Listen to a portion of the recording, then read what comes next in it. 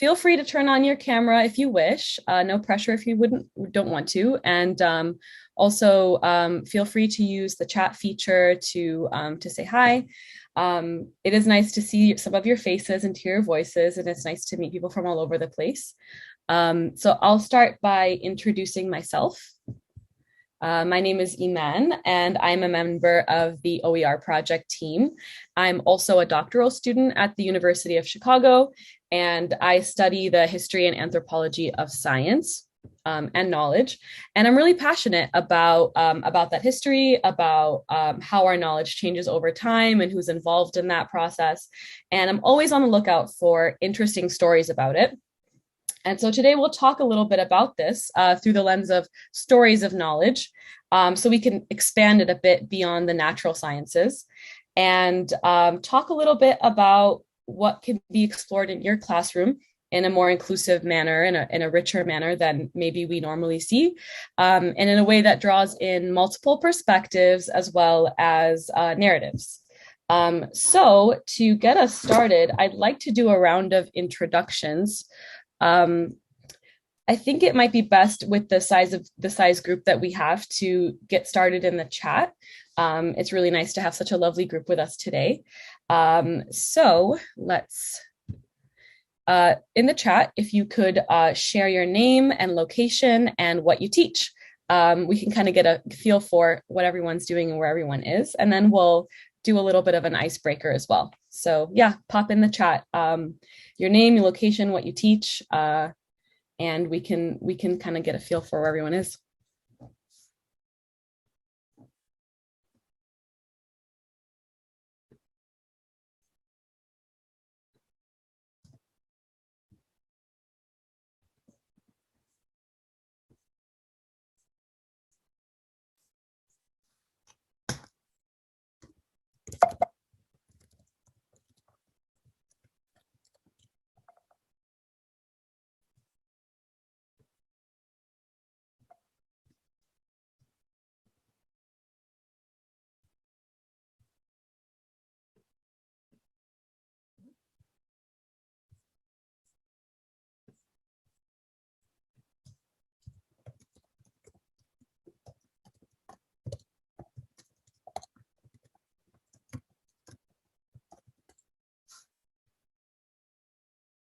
Oh, wow. Theory of knowledge course, Erica, that sounds really interesting.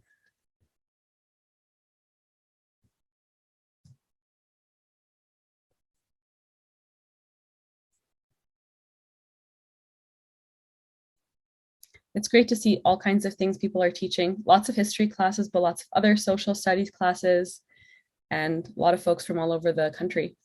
Welcome.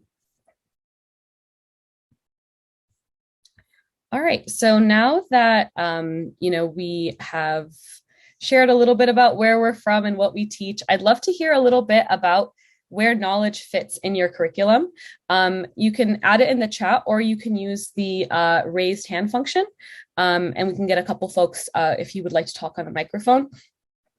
And what I really want to know is, in your classrooms, when you teach, what do you talk about that were important discoveries or inventions, and who was involved in that?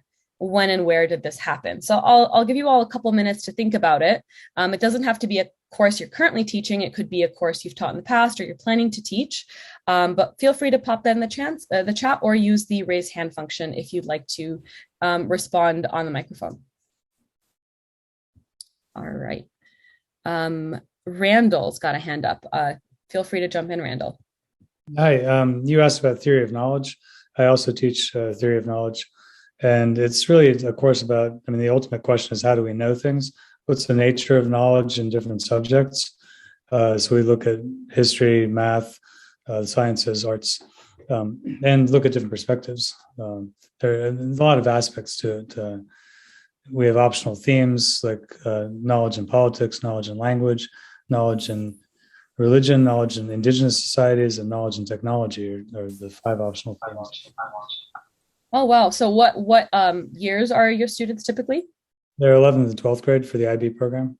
Okay, great. So it mixes like some philosophy and history, it seems. Yeah, but it's not, it's not just history. It's every subject. So for instance, is certainty the same in math and in science or in the arts or literature? That's it's how do we, like, what's the methodology in each subject in order to produce knowledge? And a lot of different things. Perspectives are important too. Oh, wonderful. Well, welcome. Happy to have you here and to have other folks who are going to touch on this topic in different ways. Does anyone else want to jump in before we move on to reading some of the chat things here now as well? Seems like a lot of folks are really interested in diversifying. Libby, please. Hi. I think this answers your question, but I teach sixth grade social studies and we focus on the medieval world. So actually right now we are learning about Chinese inventions from the medieval/ancient China period. So we are learning all about fireworks and a bunch of stuff. So I thought that was kind of cool how it just goes right together. Yeah, that's perfect timing. That's wonderful. Thank you so much for sharing that. Yeah, it's really cool to see different ways that students are exposed to a lot of this history of science at a young age in a way that wasn't the case for me when I was growing up. So that's really wonderful that your students get that. I see some folks also talking about intellectual history as well as like innovation and revolutions. So that's really exciting. And I think this will be a useful space to talk about some of those things that you all are exploring. All right, great. So, a lot of the folks here are already sort of taking an approach where they want to expand the history of knowledge and how it's taught. But it's interesting that we tell so many stories about knowledge, and as diverse as they seem, they're still often really limited. Students have a lot of misconceptions about who the knowledge makers in society are. And take, for example, the Draw a Scientist study, which was initiated in 1983.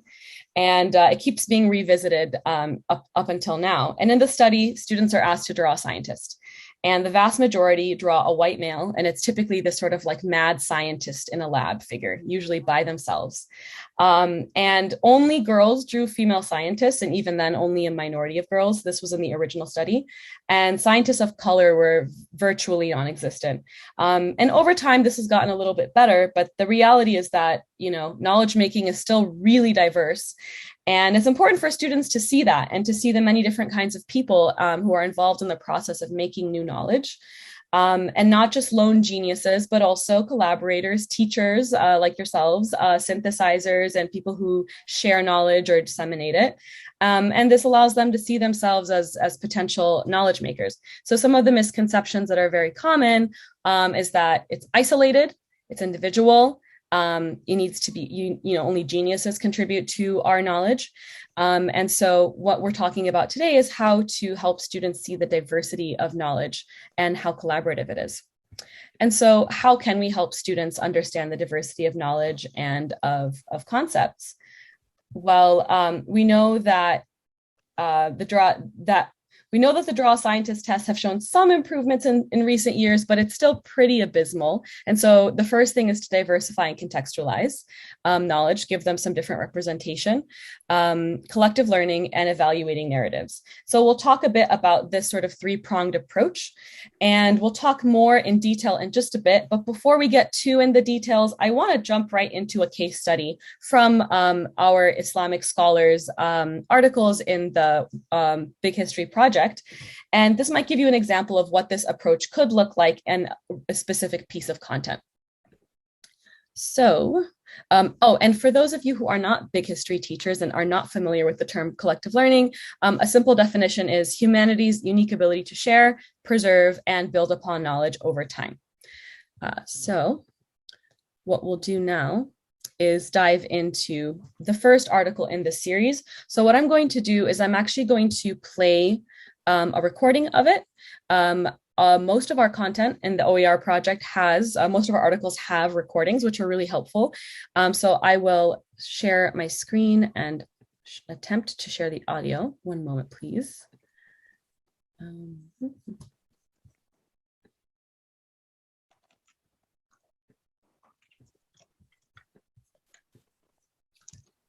Right.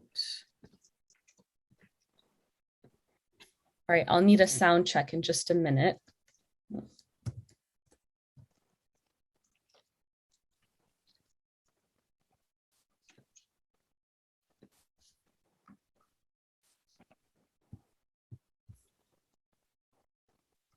Can you all hear it?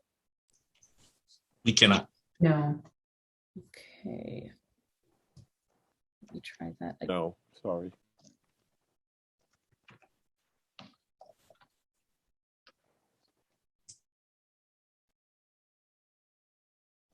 And man, when you click share screen, do you see there's in the lower left-hand corner, it says share sound?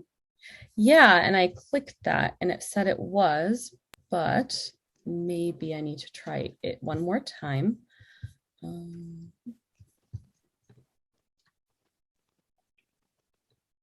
right, so share sound.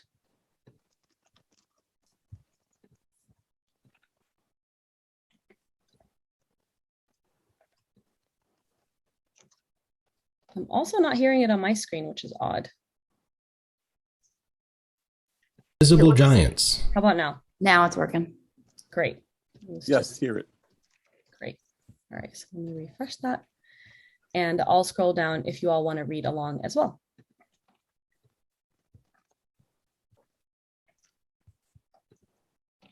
M. L. Sheikh. The history of science is a history of our collective learning. Historians piece together different conversations to tell a story that crosses centuries and continents. Sir Isaac Newton, famous English scientist, once said, "If I have seen further, it is by standing on the shoulders of giants." Of course, Newton wasn't literally standing on the shoulders of giants. Newton was explaining that his ideas didn't come from him alone. He relied on the ideas of those who came before him. When Newton used the word giant, he meant people who were giants in the scientific community. These were the people who, before him, made big contributions to our knowledge. Newton, even though he was a genius himself, knew that he couldn't have come up with his scientific breakthroughs on his own. That's probably not a surprise to you, but what you might not know is that some of those giants came from the Islamic world. And that might be surprising because Newton was a European scientist. The Renaissance and the scientific revolution, which came later, started in Europe, so many assume that's where all the scientists were. But many of the ideas that developed in Europe during the scientific revolution in the 16th and 17th centuries were influenced by the work of earlier scholars in the Islamic world and elsewhere. We often hear about the medieval period as a dark age, but that's not quite accurate.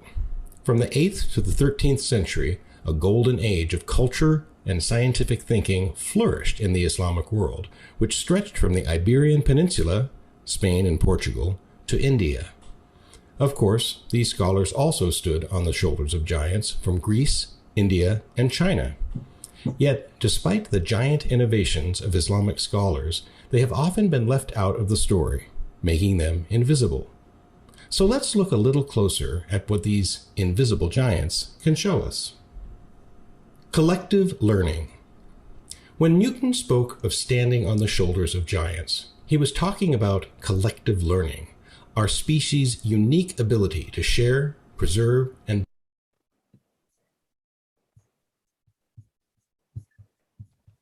It just went off. build upon knowledge over back. time. Sorry. It's a key part of what makes us human. Our creative abilities depend on learning from the work of others, just like Newton did. You rely on collective learning when you learn by reading a book or listening to your teacher.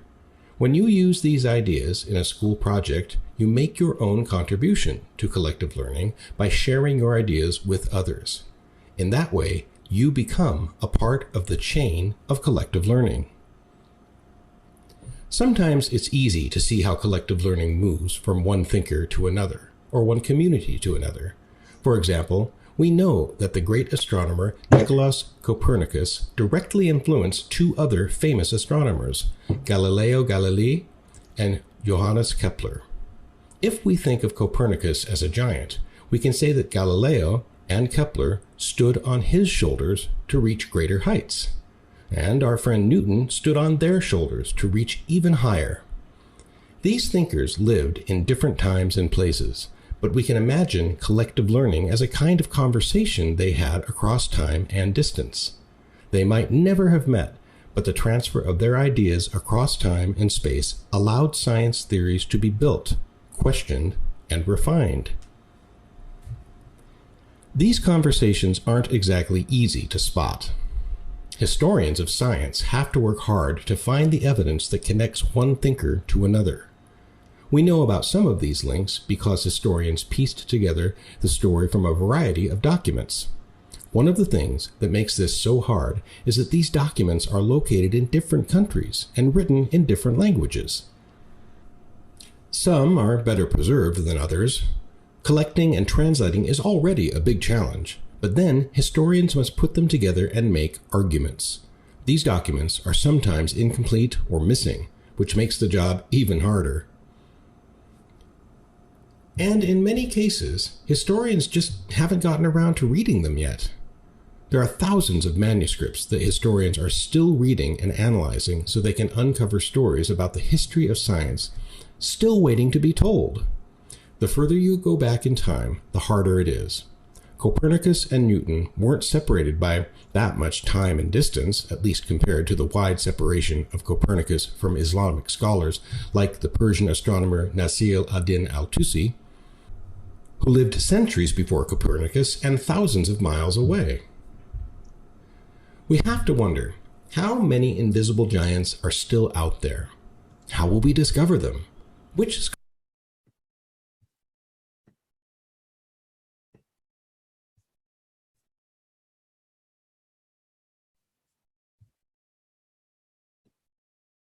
scholars have had their contributions to science erased by time and distance? Probably quite a few. There are a lot of reasons they don't appear in the historical record. They might be invisible because historians just don't know much about them yet. Even if historians do know about them, they may debate who influenced whom and how much of an influence there really was. Unlike students and scholars today, who carefully write down their sources and references, scientists in the past didn't always do this. Scientists often borrowed the ideas of others without giving them credit directly. So, historians must connect the dots in other ways. One way is by noticing similarities between two scientists' work, and then researching how a scientist in one place might have influenced another scientist who lived very far away in a different time. You know that story of Newton discovering gravity by watching an apple fall? That's called an aha moment. And stories of scientific geniuses are full of them. But there is a lot more to collective learning than aha moments. Adaptations, conversations, arguments, and changes are what keep the scientific conversation going, century after century. Yes, it includes Newton, Copernicus, and al-Tusi, but also included our students and teachers, librarians and writers, historians and astronomers, and you. A bigger history of science. To really think about collective learning, we have to tell bigger stories that include once invisible giants. While Copernicus influenced many scientists, we have to ask, who influenced Copernicus? On whose shoulders did he stand? Copernicus is said to have started the scientific revolution. But was there no science before him? Some historians say, of course there was, in Europe, China, India, the Islamic world, and beyond. Historians of science today are beginning to uncover many of these connections. For example, some think Copernicus was influenced by Persian astronomers like al-Tusi. For that matter, al-Tusi was influenced by Chinese and ancient Greek astronomers. Plus, al-Tusi couldn't have done his mathematical calculations without Arabic numerals, which are really based on a numbering system developed in ancient India. And, oh wait, those were introduced earlier by the Persian mathematician al-Khwarizmi. These connections are part of our big history because they add to our collective learning. It happens across continents and across centuries. Throughout this course, you'll learn about important moments in our collective learning. You might wonder So let's stop it there. So, I wanted to have everyone to have a chance to see this article and listen to it. This is the first in a 6-part series, which we'll talk about in just a bit. And they're in our big history course. But I want to talk about why this is particularly useful for our objectives that we've outlined. So let me just share my screen again. One moment.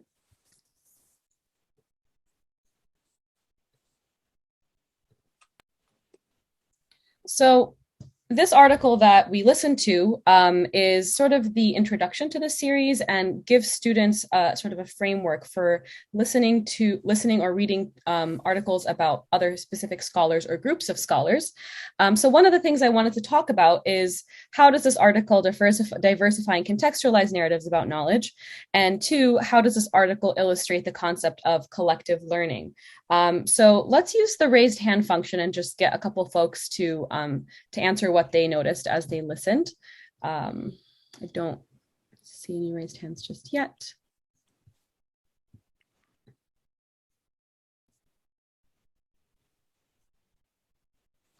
Catherine, go for it. You can answer number 1 if that's good for you. Yeah, absolutely. So, and I teach AP World History, and so this idea of like diversifying and putting kind of that more Eurocentric narrative that our students are more used to is a big part of what we do, like placing it in that bigger context.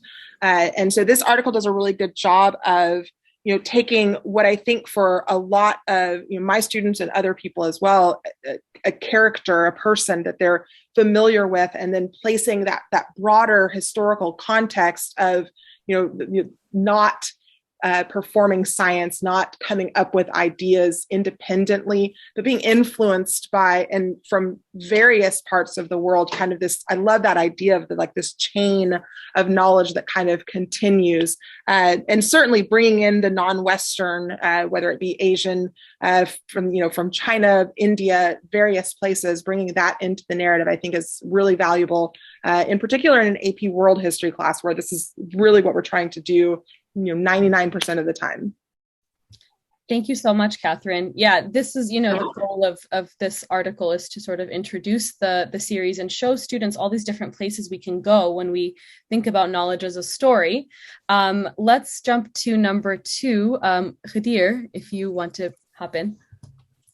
Am I on? Oh, yes, I am. What I wanted to put forth is that a lot of the kids, once they see this, once they see that there is a diverse background and that there wasn't a barrier, or at least an obvious barrier for these Copernicus, Galileo of Galilee, they were looking for knowledge, not for only self-aggrandizement.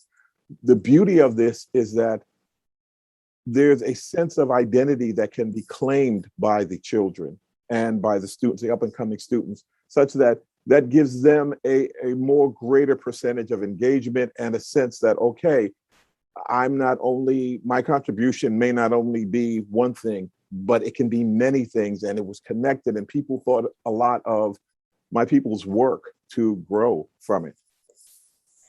Yeah, thank you so much. It is really important to have this question of students seeing themselves, and we'll talk a little bit more about this, but seeing themselves as potential knowledge makers is really important. And collective learning is a big part of that, because they don't just see the one person who's, making huge strides. They're seeing all these people who are putting together little pieces of a puzzle.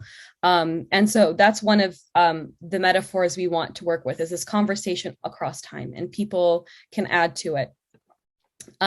So, what giants do students know about? Which giants do they often not know? If you have any answers, feel free to pop them into the chat.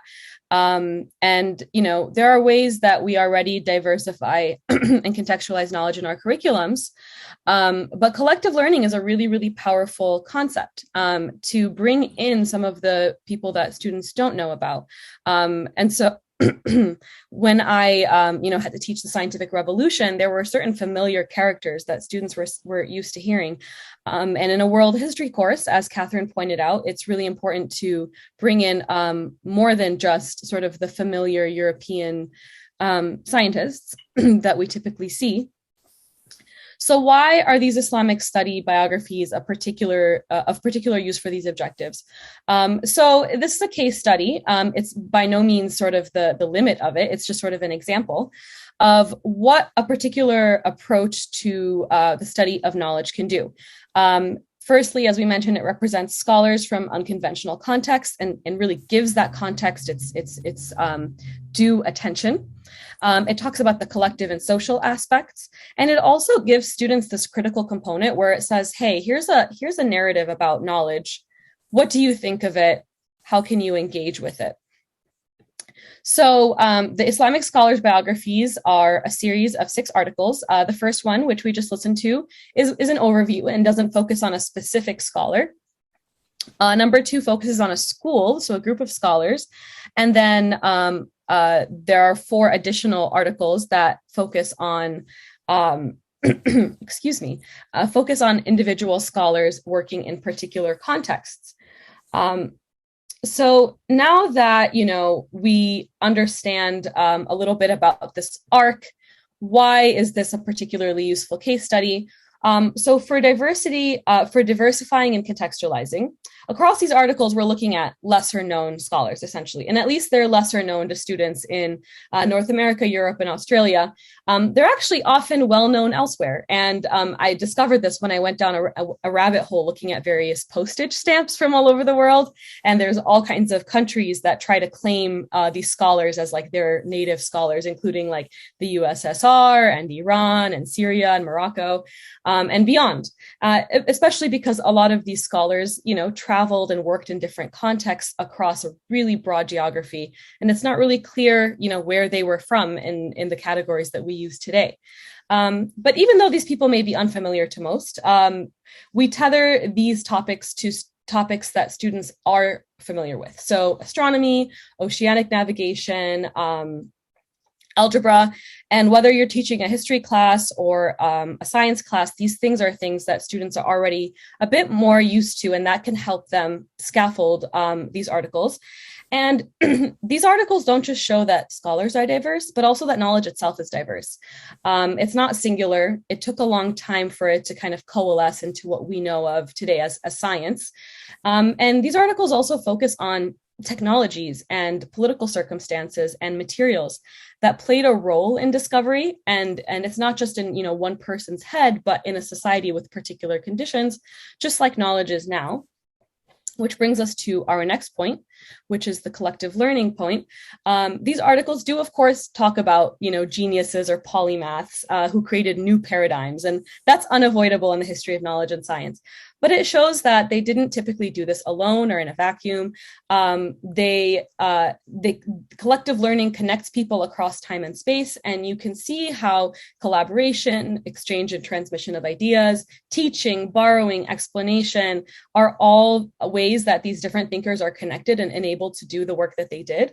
And so there's like a network of thinkers, even if they never met. So this is a bit more personal. It shows the ups and downs that scholars experienced, the circumstances that made their work possible or impossible sometimes. And so it's not a story of a eureka moment. It's a story of knowledge moving in messy, gradual fits and starts. And sometimes knowledge gets lost and it gets rediscovered or put to new use. And so the focus on collective learning in these articles really works in tandem with the first objective. It gives context, and it fills out the map of knowledge making and makes it more diverse and populates it with a lot of people you wouldn't normally imagine there. So I think that, collective learning is such a powerful concept because, and, it's used in the big history course, but also in the world history course at the OER project. The effect of focusing on collective learning is that it's kind of funny because it opens up the imagination, but it does that by really making knowledge making real and grounded in particular communities and across communities, which helps students see themselves, as Kadir mentioned, and see themselves as potential knowledge makers, lowers the stakes of producing knowledge and opens it up to more kinds of people. So reorienting our thinking in this way brings us to the final objective, which is critically evaluating narratives. And these articles model how to think about context, how to pay attention to the social aspects, which then gives students an opportunity to ask questions about who is or is not present in the story. And they're invited to do that as well. They get to evaluate the narratives that the authors and the illustrators themselves put forth. So do they agree that Copernicus stood on L2C shoulders, or does the story in the header image of the first article, do they agree with that implication?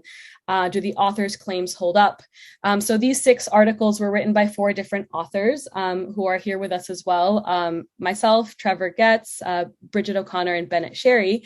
And they're putting forth their own stories.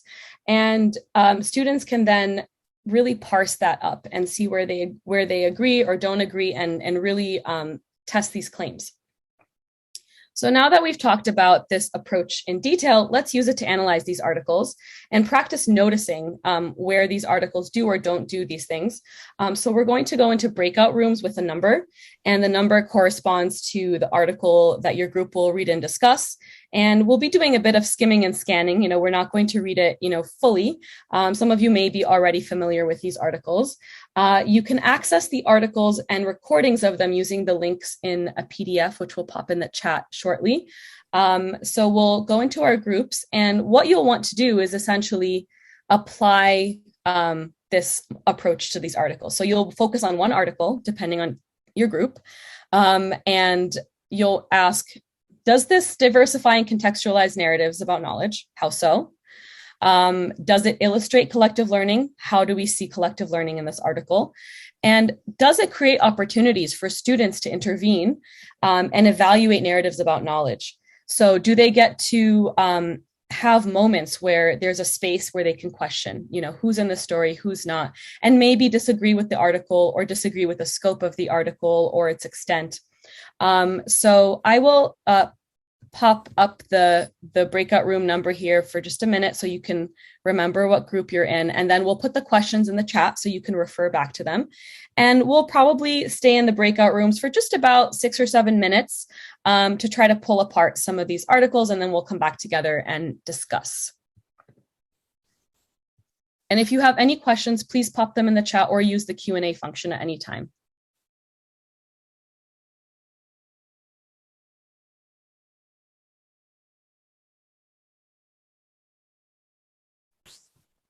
I think we are all back. All right, wonderful. Welcome back, everyone. I know that was just a quick little discussion, but I'm hoping we can carry the conversation over and share it with the whole group. So we'll use the raised hand feature if anyone wants to jump in, but also feel free to use the chat if you would prefer, or if you just don't get a chance to chime in with your observations. So we all got different articles, and so we'll all kind of be adding observations about things that maybe other people in the room have not read, but I really highly encourage you to check them out later and read them or listen to them so that you can get a fuller picture of sort of the arc across them. But we'll start with number 1. And it would be great if we could get folks from that read a couple different articles to chime in. So first question, the article you read, in what ways does it diversify and contextualize narratives about knowledge? Specific details are super helpful. So go ahead and raise your hand to share some of the stuff you discussed in your group. Man, you want any group to answer question number 1? Is that what you're asking? Yeah, anyone from any group can chime in with number 1. Well, we read Bridget's article, which is on the lion of navigation.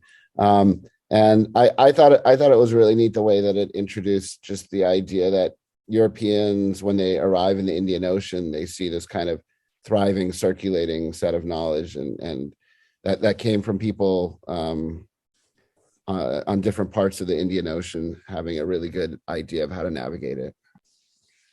Yeah, that one's a really fascinating one because it really is like regional knowledge as well coming together that this particular scholar pulls into a really fascinating work. I see Cora has an answer in the chat. When learning and reading about a well-known scientist from the past, we know they're teachers because they mention them in their writings. How did they cite their sources? Will students get to see artifacts of someone like Galileo? That's a great question. We do mention some of these European sources, but they're not the focus of this particular arc. And it's interesting because we actually don't always know who is citing who. They don't always use the same sort of citational practices we use now. Sometimes people look at similarities. The Moraga School article is a good example of like trying to suss out influence, even if there are not direct citations. So that's quite interesting. Lauren wants to chime in with an answer about Jabir ibn Hayyan, who was an alchemist.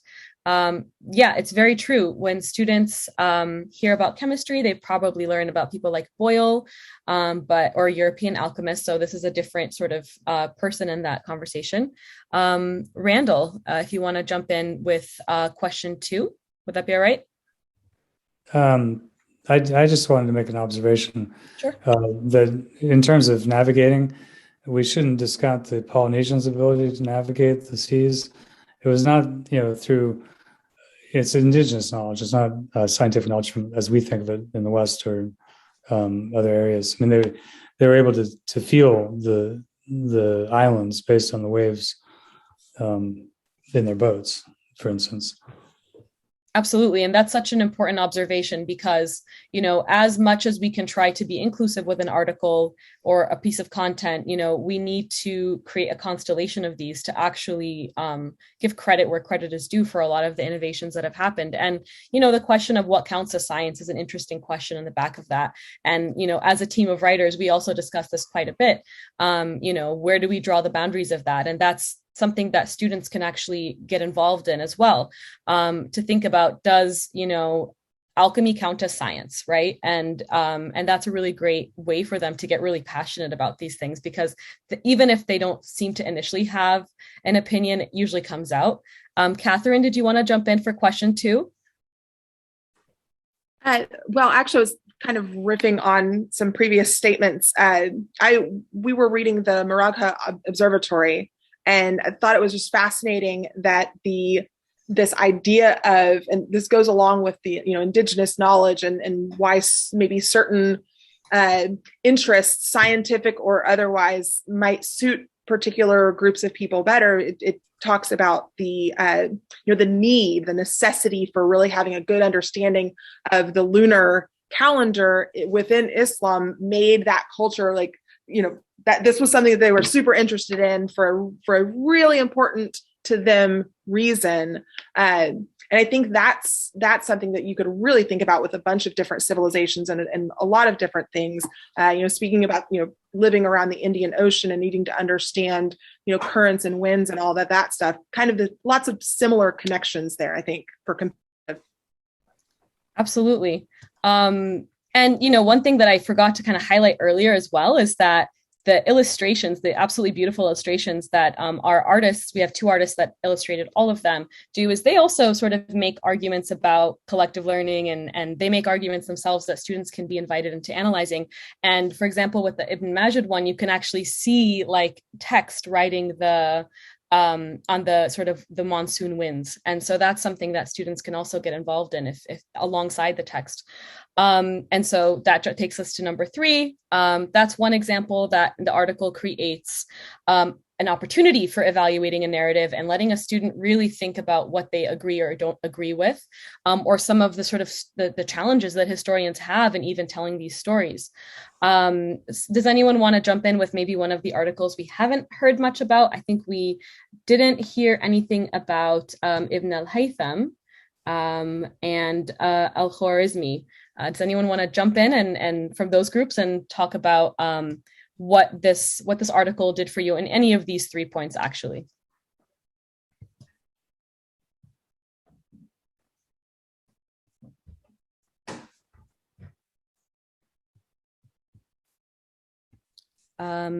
Erica, please.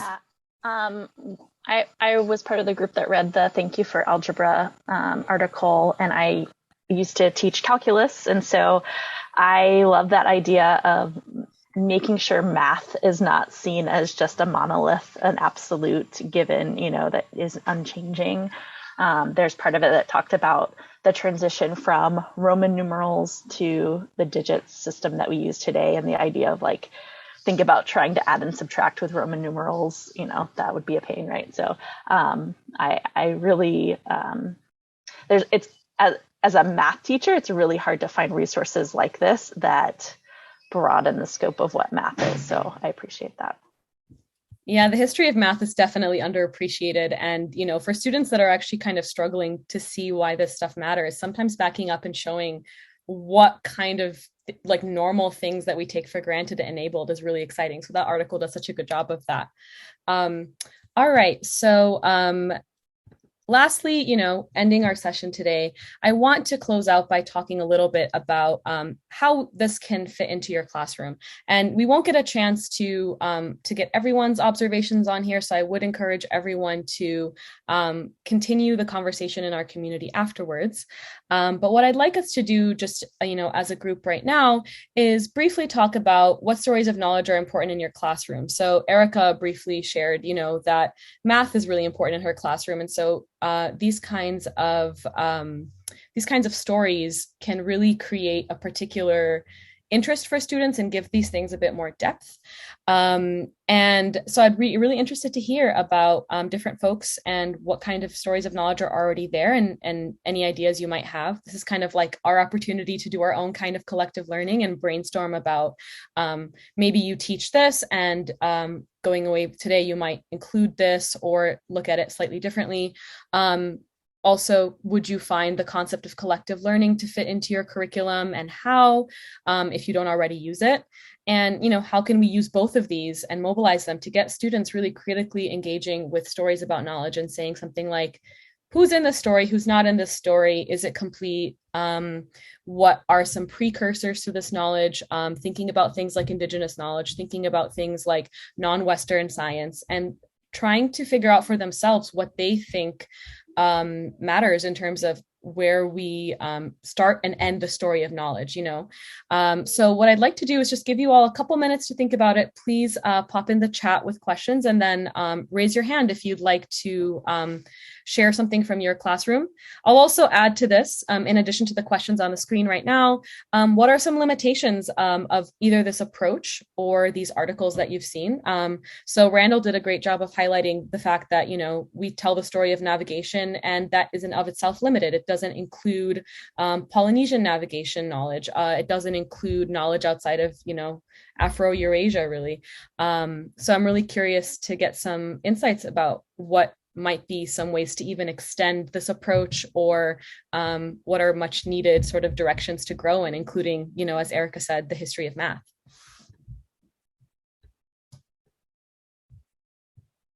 So I'll just keep an eye on the hand raise function, but feel free to pop things in the chat.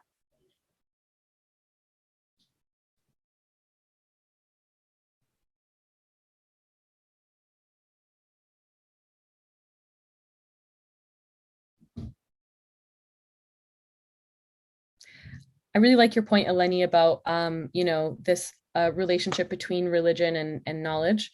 For most of the early scientific revolution, a lot of thinkers, while some of them weren't religious, many of them were. And those boundaries of like secular knowledge are also quite new. And even that is something that students can think about, to think about, how much knowledge was in the church or was part of Islamic life, like in Ahmed ibn Majid's case. A lot of these scholars had a complicated relationship with Islam and Islamic, government and Islamic society. And even thinking about that's really interesting, because they're quite diverse even within the Islamic world in terms of their particular Islamic practices, their relationship to Islamic empires, etc. Some of them, succeeded because of their relationship to Islamic empires, and some of them really struggled because of it. So that's part of the really important context that we hope these articles can kind of model. Yes, who censors knowledge and why? That's very important. Who gets to control what is acceptable knowledge, what knowledge gets into the public domain? Oh, that's such a great point, Rachel. Yes, knowledge's relationship to power is such an important question. And, I think that that's a really great way to get students involved in the conversation and get them excited about it, because I think they already have a sense, even from a very young age, about that. And they can find numerous examples just from their day-to-day lives that they can connect to these historical examples and use as a way of analysis.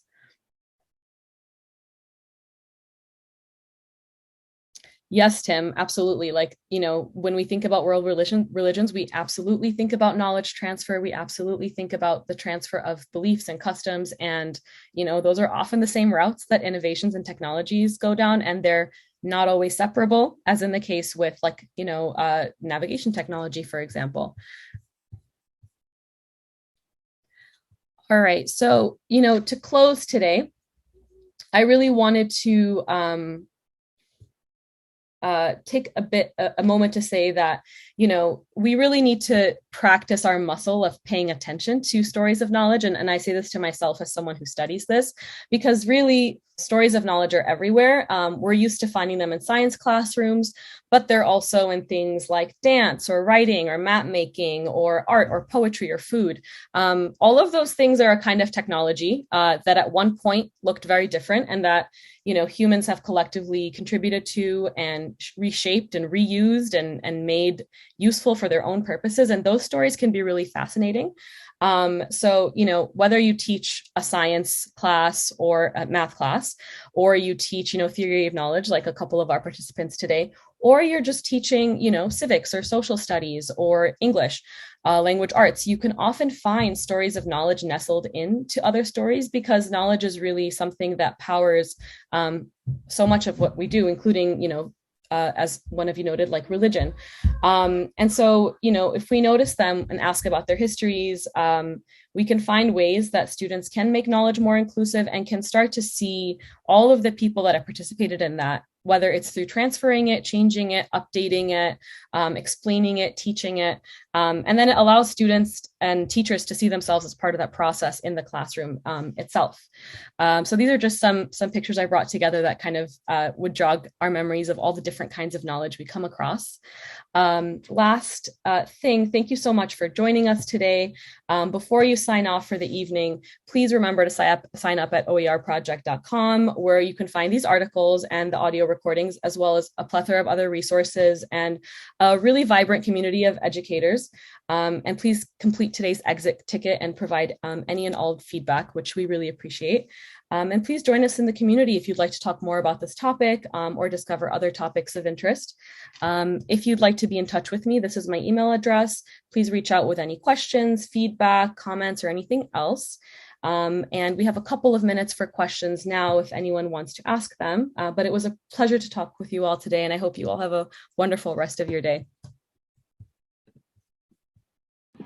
Thank you, Iman. Thank you so much.